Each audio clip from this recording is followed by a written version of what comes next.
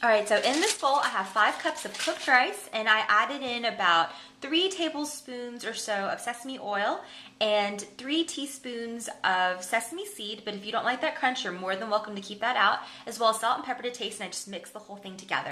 And you want to keep it covered because you want it to retain that heat, so when we roll it together, all that steam and the heat from it just sucks the filling together and makes it a neat and nice roll.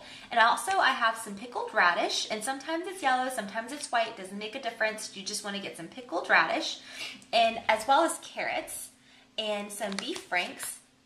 And then I also have some dried seaweed, and I don't think this particular brand is available here because my email sent it to me from Korea, but it's all the same, just sushi paper, dried laver, dried seaweed, whatever. And I've actually found these at local supermarkets, like generic supermarkets, so you might have some luck with that. As well as 5 beaten eggs, and you want to salt and pepper to taste when you go ahead and cook that off. We're making a thin egg crepe basically. And this is gonna make your life a lot easier. And this was like $2 in my Asian supermarket, and it's just a bamboo mat just to make everything easier and tighter. So let's get started. So another side note, I just went ahead and rinsed off my radish and just took out the brine because it's sitting in a lot of brine, and you want to add in the salt that you want to, and you don't want to have somebody else dictate the salt that's in it. So go ahead and cut the ends off the carrots. And then what you basically want to do is cut it down the middle like this. And then you have 2 halves like this, and then you just want to cut it in about 3 times, just so you get long strips. And then you can leave these raw, but I really like them with just a little bit of a tenderness to them. So just about literally like 3 minutes, 2 to 3 minutes, I'm going to cook them off with a little bit of sesame oil and salt and pepper, so just to have a little bit of softness to them. So just like you did with the carrots, you're going to want to cut your pickled radish into strips. And you want them like this, and then you're going to want to cut long strips from this as well.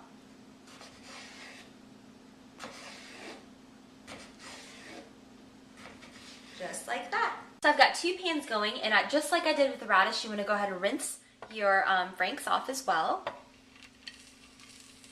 And I just lightly misted this with a little bit of cooking oil. And then on this side, I'm going to go ahead and oil the bottom. And I went ahead and salt and peppered my beaten eggs. And you want to go ahead and slide this in as well. And you don't want to disturb this until you see basically the edges starting to take on like a paler yellow color, and you can see the surface not so runny. So you want to let this go and leave it undisturbed at about a medium to low heat. And just keep your eye on the franks as well, because you want to rotate them.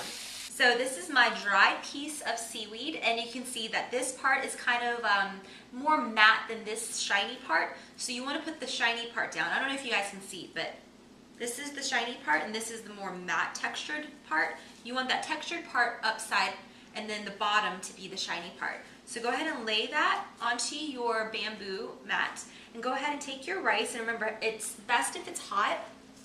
And then just go ahead and smoosh it down. That's a technical term, by the way. And just smoosh it down just in an even, predominantly thin layer.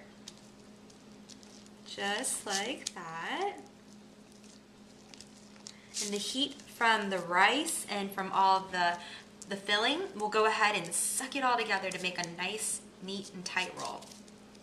So like that, doesn't have to be beautiful and perfect. So go ahead and take one of your pieces of egg, and then a piece of your beef frank, then a piece of your carrot, and then a piece of your radish.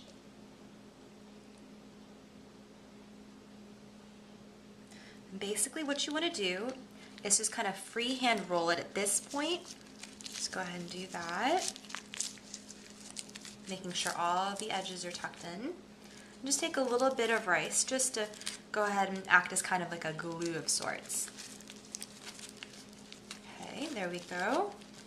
And then after you freehand roll it, I'm going to bring it up to like the edge a little bit towards you, and then just start compacting it. Very, very tightly, just kind of squeeze and roll. And this is going to press all of your filling together. And just roll as tightly as you can and just squeeze. All right. And then afterwards, you'll have a nice neat roll like this, and you want to go ahead and brush the top, just because the seaweed can kind of be a little brittle. You want to go ahead and brush and lubricate the top with just a little bit of sesame oil. And I will show you guys how I cut this.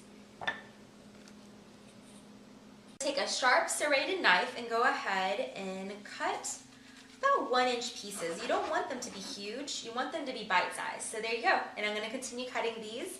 And this is a great lunch, but I recommend you not putting them in the refrigerator because they will go ahead and get rough on you, and you can't microwave the whole thing, it'll get all mushy and terrible. So go ahead and just keep cutting. And you can keep them whole if you'd like to just kind of eat like as a Korean burrito, that's always nice too. So here is my finished product. I got about 8 rolls from mine, but it really depends on how fat you make them.